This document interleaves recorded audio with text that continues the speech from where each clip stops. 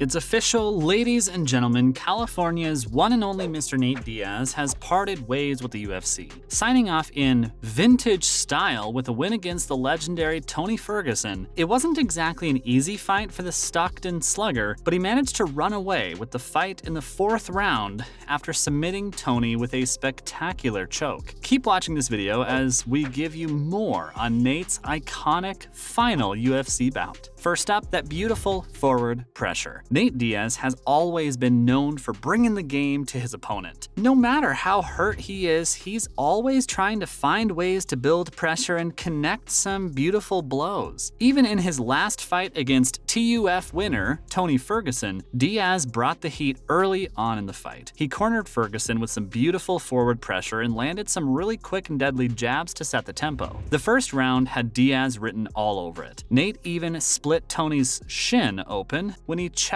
a low kick with his knee, adding to El Cacoy's troubles. Tony's leg kept bleeding throughout the entire round, and that really messed with his game. You could see how he was turning his back toward Nate and spinning around continuously to get out of harm's way. Even his corner was furious at him, as they could be heard yelling at Ferguson to stop running away from the fight. Honestly speaking, a fighter's shin is one of the, if not the, strongest weapon up their arsenal. And if that's bleeding uncontrollably in just the first round of the fight, it's hard to focus on what's in front of you. But still, credit to Tony for being able to survive a charged first round Nate Diaz. Next, Tony finds his rhythm. Considering how the first round went, we thought Nate would easily just run away with the match, and he did, just not in the second round, because that's when El Cacoy finally found his rhythm. Tony's game plan started to take hold when he started landing brutal kicks to Diaz's legs. Ferguson kept landing kick after kick, and those two right on target caused a huge lump to appear on Nate's right leg. It even started compromising his movement, and to be fair, it felt like Tony was about to get the better of him because he was seriously struggling. But this is exactly where Diaz excels. The guy has a solid chin, and by solid we mean diamond. We've seen him get hammered on multiple occasions, and he still manages to stay awake and keep going. We also think that's one of the main reasons why he had a good chance to win the fight had it gone down against Khamzat Chimaev. See, Khamzat is a really aggressive and explosive fighter. He uses a crazy amount of energy in the first round alone to seal the deal and get a quick victory. But if the fight goes anywhere past the second or third round, he tends to slow down and get really fatigued. On the other hand, it's like Nate has an extra engine in him or something. He just doesn't go down.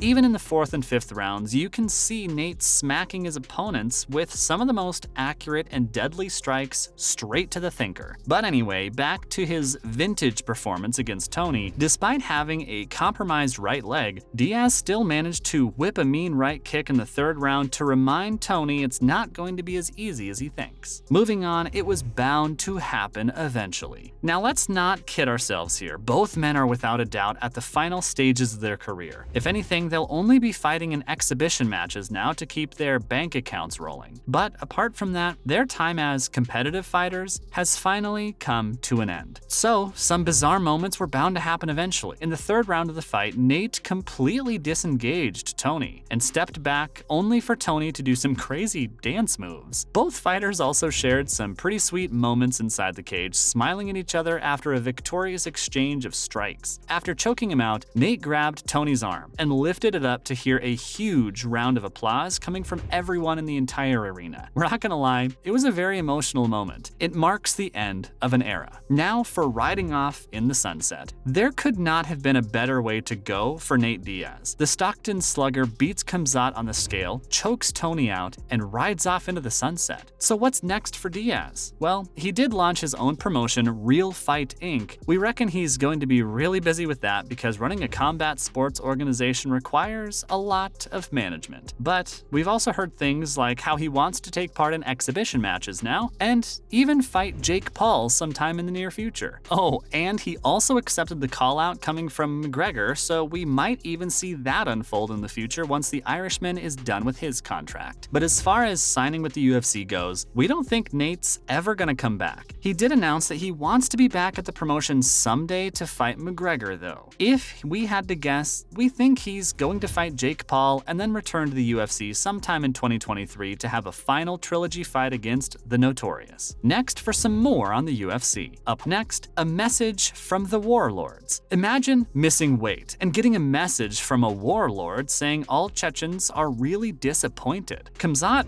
really likes to hang out with Ramzan Kadyrov, a warlord from his hometown. He's been spotted with the controversial figure on multiple occasions, and believe it or not, it was actually Ramzan who convinced Chimaev to not leave his surging UFC career after falling ill to the coronavirus. Their most recent interaction came after Chimaev failed to make weight for his fight against Nate Diaz at UFC 279. The warlord reminded the Wolf that he's an inspiration for the Chechen youth and that they are all really disappointed to see him miss weight. Honestly speaking, we always knew Chimaev was a really scary guy, but this just takes things to an entirely new level. Like, he hangs out with warlords? What? Ramzan Kadyrov is sanctioned by the US Treasury as he's believed to be an ally of Russian President Vladimir Putin, who is currently at war with Ukraine. Khamzat seriously needs to chill. Following up with Coach Kavanagh and Johnny Walker. Light heavyweight contender Johnny Walker has been on fire. The Brazilian had an amazing night at UFC 279 as he put away Ion Cutelaba, improving his professional record to 19-7. Johnny even won a $50,000 bonus for the performance of the night and probably wanted to stick around with his coach to watch the rest of the fights. But the UFC obviously had different plans as they threw both him and Coach Kavanagh out of the building right after their fight. Walker played it off, but Kavanagh was not having it at all and tweeted how the UFC just kicked them out in the streets and didn't even let them stick around backstage to watch any of the fights. There is even a video making rounds of Johnny standing in his fighting trunks with his gloves still on and without any shoes. Dana White claims he has no idea how something like that could even happen. The boss thinks it's because of the old COVID regulations that tell fighters to leave right after they're done fighting. Rest assured, Dana said that they'll never kick Johnny Walker or Coach Kavanagh out on the streets again. Finally, Joe Rogan teaches Khamzat a lesson. After winning his fight against Kevin Holland, Khamzat Chimaev was ecstatic in the post-fight interview with Joe Rogan. Even before Rogan could say anything, Khamzat snatched the mic and went on about how he's here to kill everyone in the division. But when he asked the Wolf about the whole weight situation, Chimaev responded by saying he doesn't care about any of that and all he wants to do is fight everyone. Yeah, cool, we get you want to fight everyone, but you gotta make weight to do that, buddy. Even Joe tried to tell him he can't do that because he has to make weight no matter what. But it felt like Khamzat was desperately trying to run away from that question. UFC Hall of Famer Daniel Cormier praised Rogan for holding his ground and asked him the tough questions following his win over Holland.